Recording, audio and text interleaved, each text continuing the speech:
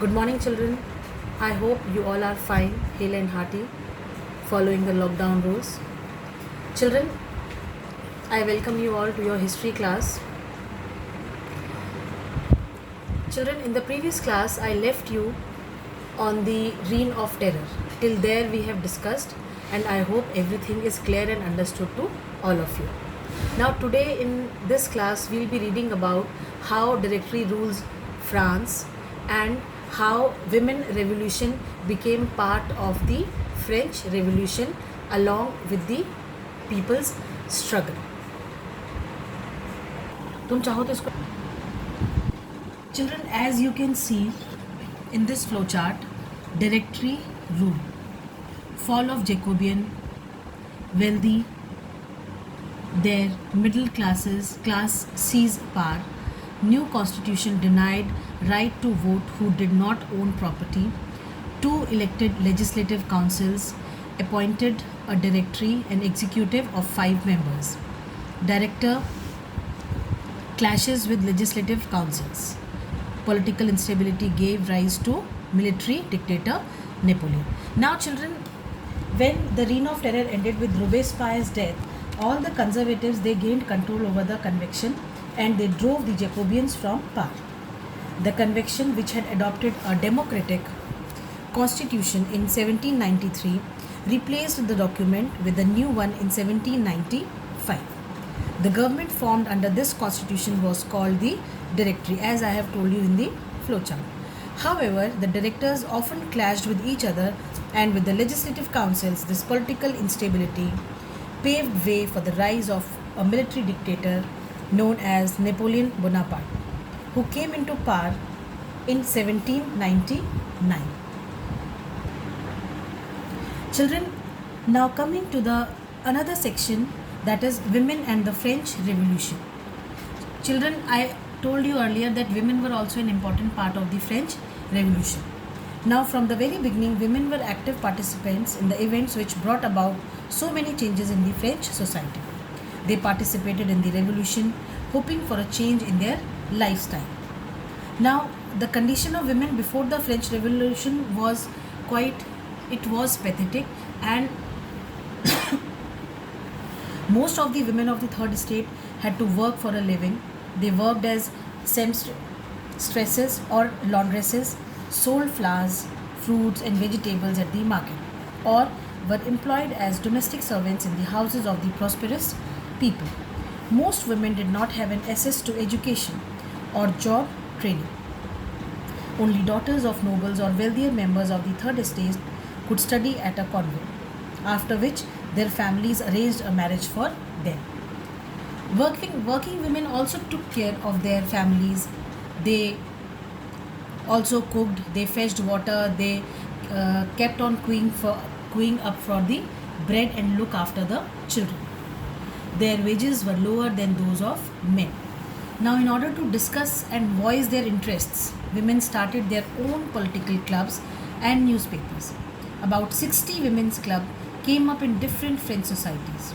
The Society of Revolutionary and Republican Women was the most famous of them. Now, children, after these, revolutionary societies and the Republican women associations, when they came into being, their conditions, they improved after the French Revolution. Now, women were disappointed at that the Constitution of 1791 reduced them to the passive citizens. They demanded the right to vote, to be elected to the assembly and to hold political offices. Now, in the early years, the revolutionary government, of course, introduced laws that helped to improve the lives of the women especially, but together with the creation of the state schools, schooling was made compulsory for all girls. All these changes, children, they were after the French Revolution that happened in France, we are talking about. Marriage was made into a contract, entered into freely and registered under civil law. Children, after the French Revolution, the condition of the women, it improved, but then not as it was expected by them. Now, looking at the flow chart, the suffering of women, demand of women, laws for women and political rights of women. When it comes on the sufferings of women, I have told you they were active participants. They worked as laundresses, stresses, or they sold flowers. Then they started, their own clubs, so that they could put up the demand for the right to vote. Then laws for women, after the French Revolution, schooling was made compulsory, divorce was made legal, and women could train for their jobs. And it was, children, in the year 1946, just 1 year before our independence, India's independence, the French women, they got the right to vote.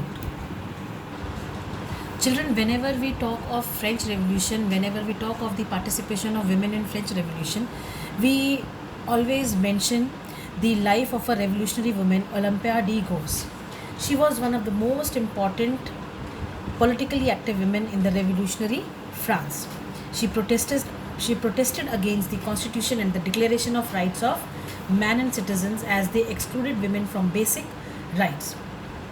She wrote a declaration of the rights of women and citizen, which she addressed to the Queen and to the members of the National Assembly, demanding that they act upon it in 1793. She also criticized the Jacobean government for forcibly closing down women's club. She was tried by the National Convention, which charged her with treason soon after she was executed. Children, women have played a very important role in the French Revolution. I have told you earlier also. And this lady, she has also, she sacrificed her life fighting for the rights of women. Children, coming to the next section of the chapter, that is the abolition of slavery. We all know that one of the most revolutionary social reform that was done by the Jacobean regime was the abolition of slavery in the French colonies. Children, as British had made India as their colony, many of the countries were also made colonies by the French. Even in India, Goa was a part of the French colony. Now, these colonies in the Caribbean, Martinique, Guadeloupe, and Saint Domingo, these were important suppliers of the commodities such as tobacco, indigo, sugar, and coffee. Now, these Europeans, they used to go to work in distant, unfamiliar lands, which were meant shortage of labor. Now, if you look at this flow chart that is being shown over here, the slave trade started in the 17th century. French merchants, they sailed to the African coasts to buy slaves from local chieftains, and they sold them to the plantation owners.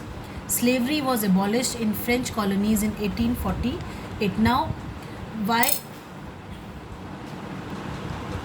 Children, this slavery we all know, because in India, many of the colonies, the countries, the European countries which had made the other countries as their colonies, they required slaves from these countries, and they were traded from one place to another. Now, what was the main reason for the trading for the slavery?